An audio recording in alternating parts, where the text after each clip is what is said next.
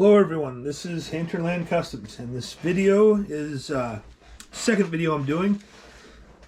Be two of these uploads, hopefully both today, but one was on armor, one was on auto, and it's answering the question, what is your most successful build? Coen Skill Modeling put the question out there on YouTube and Facebook, and said it does not have to be, try to make it so it's not your favorite build, and that is kind of hard to do. But I would definitely say that the 32 Ford Vicky Rat Rod was my most successful build. Now, I am not judging success at all by shows. I think there's so much conjecture there at this point that it's not based on that at all. I am basing it on, did it exceed my expectations, and did I learn a lot in the process of building it? And that's a definitely yes on this one, because there were a lot of firsts with this for me. With car building, everybody knows the old cars, there's a lot of subcategories and one reason I love the old 30s coupes was there's so much you can do with them. You can have them restored like in a stock way, original. You can make them into a rat rod, which is what you see here. You can make them into a hot rod. You can do certain customizations on it. You can do anything with them. They were used like that throughout their time. They could be, they could be used as moonshine cars, perhaps, or beach racers. There's just a lot of different things that these cars were used from. They were very multi-purpose back then, and there's a lot of innovation that went into that as well with the people that worked on them. For me, this started Craig DeVries. He wanted to do a buddy build with a rat rod, and he said, and I didn't know if he wanted, we got to talk about it, and he's like, let's each get the same kit and then just do our own take on it. And I was like, oh, okay, no problem. Yeah, that sounds awesome. And then 20 minutes later, I'm like, oh my goodness, what did I get myself into? I've never built a rat rod.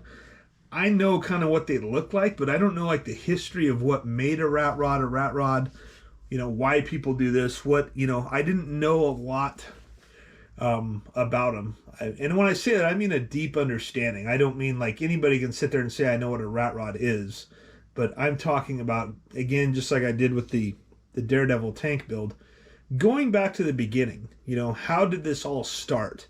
And that's what I did. I just went back and researched kind of the beginning of rat rods, found out there's, kind of two different camps in my opinion. You have the original rat rods, and I've seen an original one in my hometown. It's sitting out in a field, and it's an absolute Frankenstein looking thing, but it was, the original rat rods were, one of the definitions is something that is not complete. And it's cars that were, some guy began to build it up like he was maybe going to make it a hot rod or put a souped up engine in it and do a $10,000 cherry red paint job and blah, blah, blah. And didn't get there, instead just patching it together so he just had something where he could say, hey, I've got an old car and it runs. Maybe, maybe not street legal or anything like that, but there was the original camp of guys where they were using things, a lot of welding, a lot of patchwork, a lot of ad hoc stuff, just where they were just like, okay, let me jam this 2x4 under this bar here, and that should hold it up, because I'm not concerned about looks right now. I'm just concerned about like functionality, practicality kind of thing. Later on, in about 1988, I believe, they wrote about, a guy wrote that, well, he didn't like the rat rods, and he said something where rat rods are built by people with no imagination and poor welding skills. That was done, I believe, in Hot Rod Magazine, famous quote by a guy. And anyway, my point is, later on, the rat rod became, it was more of a work of art. It became the innovation and the things that they were doing initially to try to patch together the car became part of it. That became part of the whole process of making it like an artistic expression with iron and steel and rust and pop cans and stop signs and those kind of things. So anyway, making this the most successful for me, it was the first time I chopped the top, first time I stretched a frame, and that all started, of course, with the 55-gallon drum to be used as a gas tank. And I knew I had to do something different, and I didn't like the little gas tanks. I was like, oh, those are small. Let me amp this up a bit. And then when I did it, I was like, okay, now I'm really throwing something in there that's going to force me to make a lot of scratch building and make it look different. So that I would say stretching the frame was the hardest part. There's different ways you can go about it. It took me like 4 tries to get the frame how I wanted to get it where it was functional, and I tried to make it structurally sound too. So if it was in real life, you could say, okay, this thing would work. Chopping the top was intimidating because I'd never done that before, and the 32, unlike a 30 where the posts come straight down, I've never built a 30. I will be, it looks like, soon. But this comes down, the Vicky, it comes down back at an angle.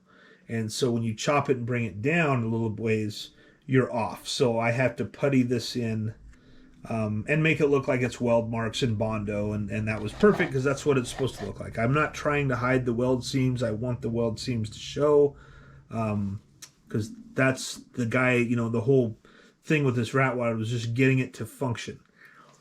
It wasn't made in the essence of let's make everything shiny and perfect so we can get a ribbon at the car show type thing. I'm talking about a real car show, not a model car show, even though the concept's kind of the same. But yeah, it was just dealing with old iron, old rust. These guys had sometimes limited resources. So what are they doing? So it taught me it's like this vinyl siding. Kind of use your imagination. Everybody does different things with the roof. Some have no roofs on them because there's a roof spacing here where they had the wood struts that went across and the cloth or leather or whatever they were using back then. I can't remember what it was, but anyway, it doesn't matter. Mine had definitely cut it out, and I used a vinyl siding like it was on the side of a building. This is like metal siding or vinyl siding on the side of the building, and it's got graffiti. I left the graffiti on there, so it looks like they just took a piece of siding from a building, cut it out, and put it on there. Got the cowbell, the 454 engine. This isn't the original engine, of course. This is a Chevrolet engine that's out of the Heavy Chevy, the 1970 SS kit. I could do it. You guys know how much I have a love-hate relationship with the old Heavy Chevy. But anyway, as far as it's got a third headlight. I just did some zany stuff, and I'll take the interior. I kind of went that way as well. I just tried to make it really different. I think I've got a ball peen hammer as a shifter. I've got a skull on the e-brake. Sorry, you can't see that very well. But I think the main thing that I really liked about this was I didn't want to have some basic seat for it. So I looked through, I found an old picture of a kitchen chair, and it had these high backs, and this was kind of like in the 50s. It had this, maybe it was the 70s, but they have different designs and kind of bright colors. And so I found something that kind of worked, and then I put some leather there. So it's supposed to just be like what was a chair that was used in a dining room or a kitchen. And that's what I did for the seat for it. I did not do a billeted bomber seat or bucket seat or some seat out of a Buick from the 50s. I wanted to get as different with it as possible. So in terms of my experience with it, it was a great build experience. And, it's not perfect, but I wasn't building it to be perfect. I built it because it helped me learn a lot about not just scratch building, but just coming up with a way to make the car not look like it did when it rolled off the showroom floor. And it's a lot of fun because once you do one, you want to do more. And there's things I do different. I mean, the next rat rod I build, hopefully I can make it even better. And when I say better, I mean what is better, right? Like, I don't know.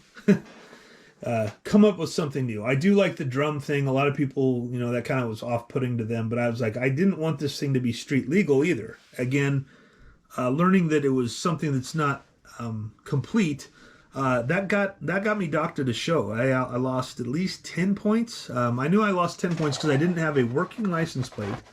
And I don't know if they have cops at the show that are actually checking the registration on the model kits.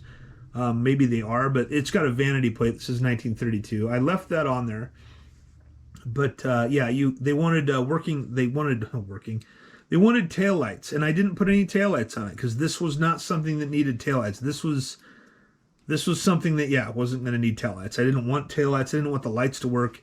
I do want to build a rat rod eventually one day that has no engine, and again show it like a project. And I don't see a lot of people doing that. And so that's another reason that kind of pushes me towards it. But overall, yeah, that was my most successful build. It did do well in shows, and it was in the 2017 Contest Cars Annual. So from a photograph standpoint, there was, I don't know, 1,200 cars at GSL, and they took 16, and this was one of them. So that was pretty cool, was to get that in there. But regardless of that, it was just fun to, you pull out the X-Acto knife and you start hacking away. And I think it was good. It was just a good experience. It was a great experience. And it helped me learn a lot more about rat rods.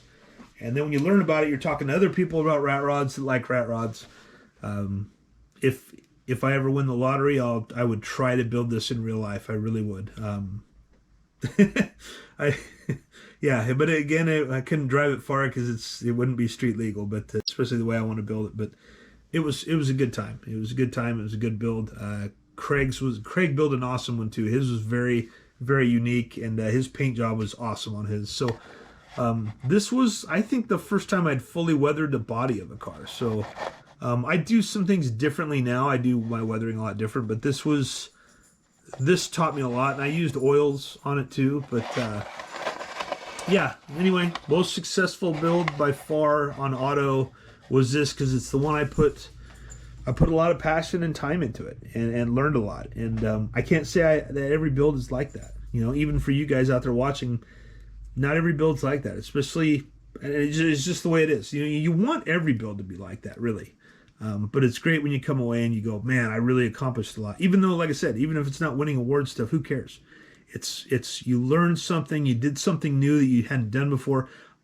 Just chopping the top, that was a huge, and stretching the frame. Those were things that I'm like, oh man, I'm really getting into it now, because before I'd like switch out the wheels and whatever I do, I'd cut fenders off and throw in a different engine. But yeah, this one, got really deep into that, and it was fun. It was a good experience. So anyway, that's my most successful build. Again, I got another video. I don't know which one's uploaded first. I did that tank that I did as well, tank dio. But it's a good question, and it's like you said, it doesn't have to be your favorite build. It's what did you learn the most from it? Did you learn from it? I think that's important. Kind of what I mean, if we're not learning, then what are we doing, right? So I learned a lot from building a rat rod, definitely, and look forward to hopefully building one again soon, maybe this year. You guys, thanks for watching. This went kind of long, but it's fun gabbing. And take care. Have a great weekend. Hinterland Customs out.